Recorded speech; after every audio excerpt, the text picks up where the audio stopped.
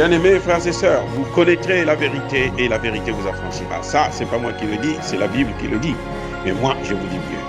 Vous connaîtrez la vérité historique, notamment celle de vos ancêtres kémites, et vous aurez une vision globale de ce que c'est que la vraie souveraineté politique. J'ajoute, vous reviendrez à la spiritualité africaine ancestrale et vous comprendrez les enjeux de l'indépendance économique. Et pour terminer, vous accepterez votre identité culturelle kémite et vous obtiendrez deux choses. La première, c'est la paix. La seconde, c'est le développement, à une condition. L'unité de toute l'Afrique noire, l'unité de tous les Noirs du monde entier. Otep à tous, bienvenue sur la chaîne des panafricanistes, par essence, par conviction et par excellence. Celle des citoyens kémites par nécessité et obligation de combat. Nous sommes une chaîne qui n'est guidée que par nos ancêtres et rien que par les ancêtres qui appartiennent à l'égrégore du monde noir.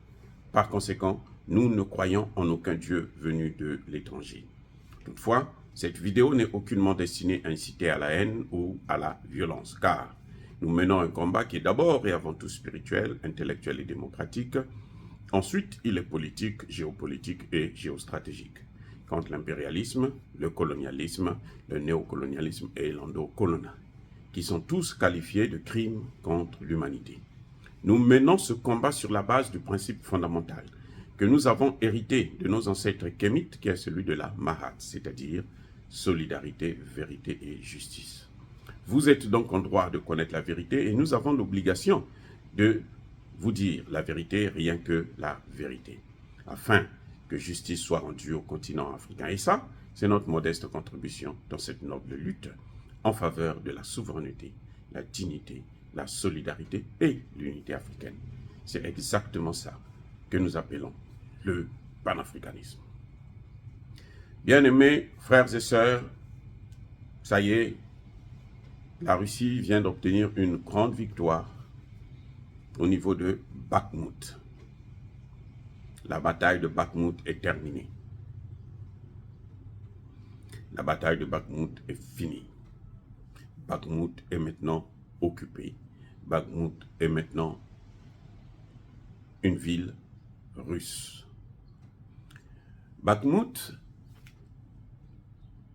les LCI l'admet cette fois-ci. Pour une fois, LCI l'admet à demi-mot. LCI vous dit Bakhmout est occupé à 98%. Donc, il y a encore 2% qui appartiennent, qui sont occupés par les Ukrainiens. Non, en réalité, c'est quoi? C'est que Bakhmout est encerclé. Donc, les Ukrainiens qui sont encore dans Bakhmout sont perdus d'avance. Eh oui, puisque les forces de Wagner ont coupé carrément le lien, la liaison, la possibilité de ravitaillement de ceux qui sont encore des 2% qu'ils occupent. Dans cette partie, les 2% qu'ils occupent. Donc, Bakhmout est fini.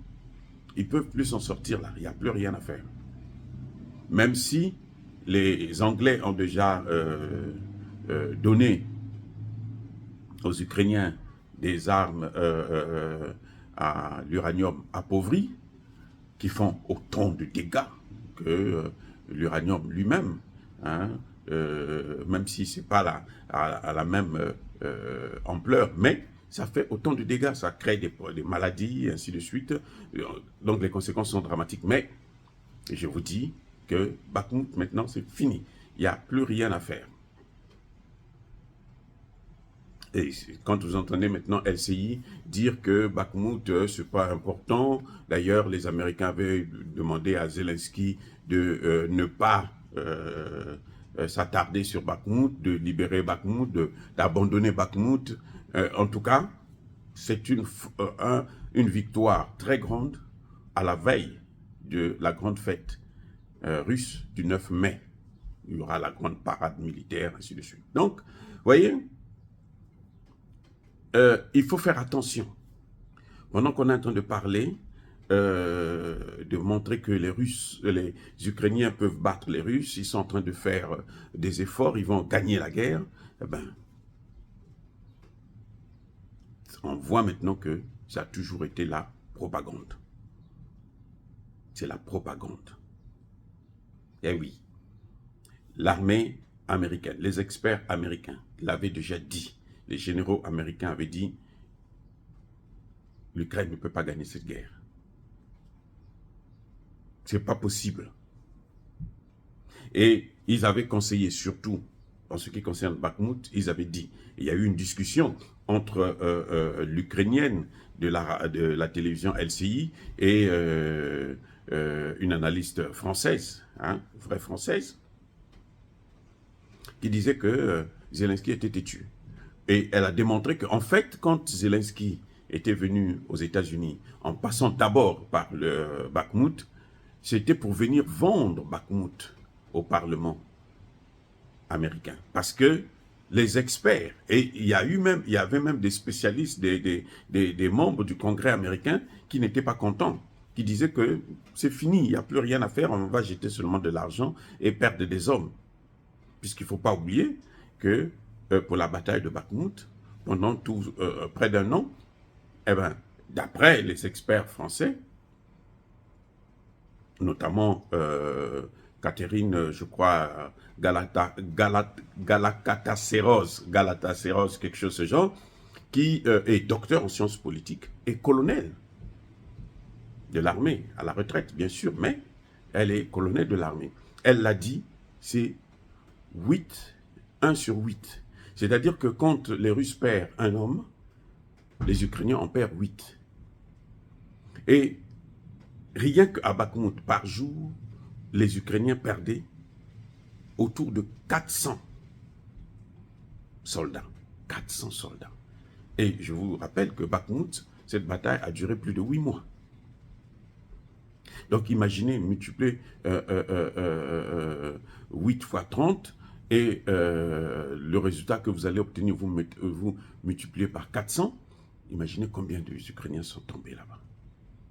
C'est vrai qu'il n'y a pas que les Ukrainiens, parce que nous savons aujourd'hui que l'Ukraine a fait recours à des volontaires ou des militaires privés venant des États-Unis, de l'Europe, ainsi de suite.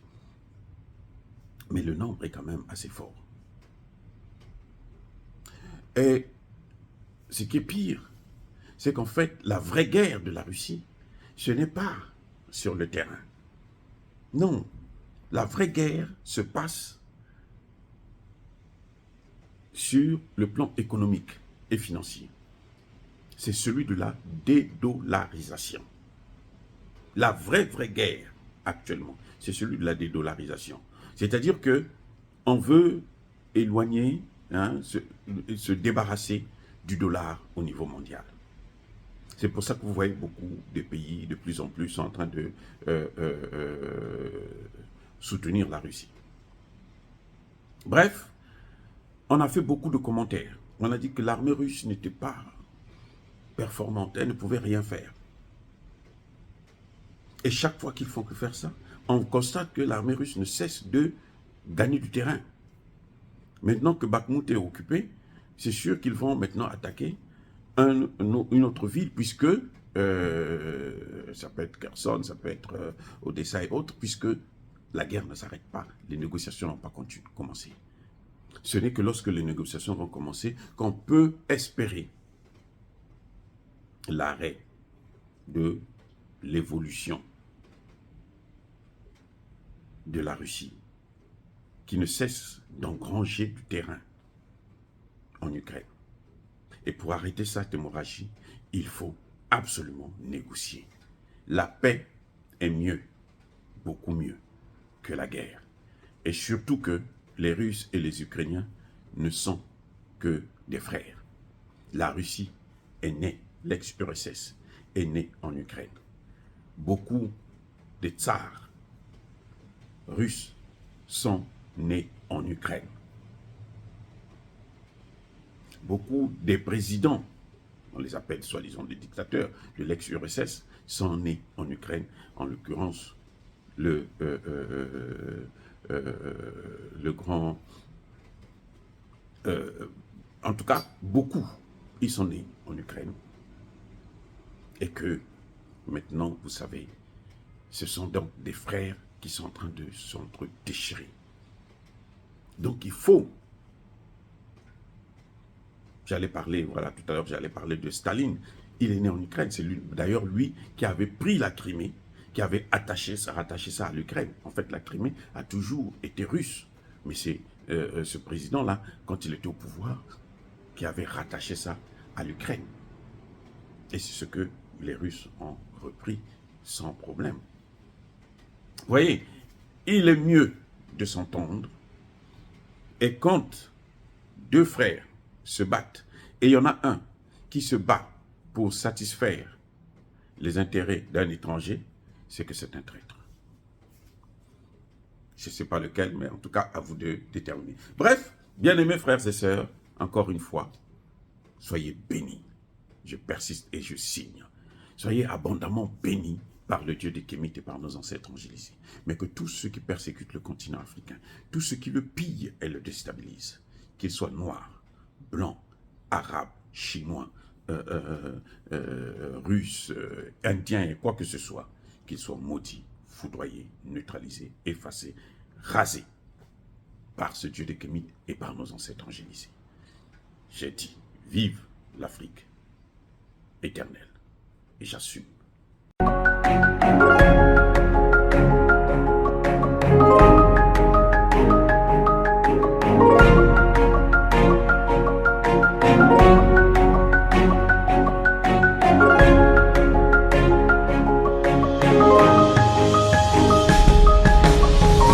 Eux, ils marchent par la foi et non par la vue.